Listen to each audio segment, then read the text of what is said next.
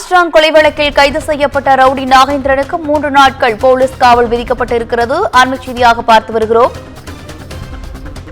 Armstrong கொலை வழக்கில் கைது செய்யப்பட்ட ரவுடி நாகேந்திரனுக்கு 3 நாட்கள் போலீஸ் காவல் விதிக்கப்பட்டிருக்கிறது. கூடுதல் விவரங்களோடு இணைகிறார் செய்தியாளர் சுப்பிரமணியன். வணக்கம் சுப்பிரமணியன், விவரங்கள் என்ன? ஆம்ஸ்ட்ராங் கொலை வழக்கில் கைது செய்யப்பட்ட ரவுடி நாகேந்திரனை விசாரிப்பதற்காக 3 நாட்கள் காவல் வழங்கி போலீசாருக்கு நீதிமன்றம் அனுமதி வழங்கியிருக்கிறது. கடந்த வெள்ளிக்கிழமை ஆம்ஸ்ட்ராங் கொலை வழக்கு தொடர்பாக ரவுடி நாகேந்திரனை போலீசார் கைது செய்தார்கள். வேலூர் சிறையில் அடைக்கப்பட்டிருந்த அவரை போலீஸ் பாதுகாப்போடு எழும்பூர் நீதிமன்றத்திற்கு போலீசார் அழைத்து வந்தார்கள்.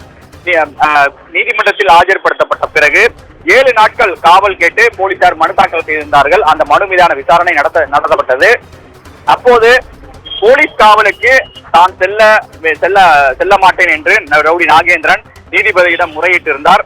அது மட்டுமல்லாமல் குறிப்பாக தனது உடல்நிலை பாதிக்கப்பட்டிருப்பதாகவும் வாரத்திற்கு 2 முறை டயாலிசிஸ் செய்து வருவதாகவும் இதனால் போலீஸ் கஸ்டடிக்கு தான் செல்ல முடியாது. அது மட்டுமல்லாமல் ஏற்கனவே போலீஸ் காவலில் இருந்த ரவுடி திருவேங்கடம் என்கவுண்டர் செய்யப்பட்டிருக்க காரணத்தினால் தனது உயிருக்கும் ஆபத்து இருப்பதாக அவர் நீதிபதியிடம் முறையிட்டதாக தகவல்கள் தெரிய வந்திருந்தது. இருதரப்பு வாதங்களையும் கேட்ட பிறகு 3 நாட்கள் போலீஸ் காவல் வழங்கி எழும்பூர் நீதிமன்றம் உத்தரவிட்டிருக்கிறது. தற்போது போலீஸ் காவல் வழங்கப்பட்டிருக்கக்கூடிய சூழ்நிலையில் ரவுடி நாகேந்திரனை சென்னை எழும்பூரில் இருக்கக்கூடிய ரவுடிகள் தடுப்பு பிரிவு அலுவலகத்தில் வைத்து விசாரணை நடத்த போலீசார் முடிவு செய்திருக்கிறார்கள்.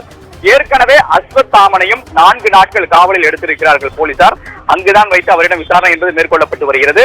தற்போது ரவுடி நாகேந்திரனும் போலீஸ் காவலில் எடுக்கப்பட்டிருக்கிற சூழ்நிலையில் இந்த வழக்கு அடுத்த கட்டத்தை நோக்கி நகர்வதாக காவல்துறை நம்புகிறார்கள். ஏனென்றால் தந்தை மகன் 2 பேருமே இந்த வழக்கில் ஒரு முக்கிய குற்றவாளியாக காவல்துறையால் பார்க்கப்படுகிறது. எனவே 2 பேரையும் ஒன்றாக வைத்து விசாரணை நடத்தவும் அதே போல தனித்தனியாக விசாரணை நடத்தவும் போலீசார் திட்டமிட்டிருப்பதாக தகவல்கள் தெரிய வந்திருக்கிறது. இந்த போலீஸ் காவல் இந்த வழக்கில் பெரும் ஒரு திருப்பத்தை ஏற்படுத்த வாய்ப்புகள் இருப்பதாக காவல்துறை நம்புகிறார்கள். விவரங்களுக்கு நன்றி சுப்பிரமணியன்.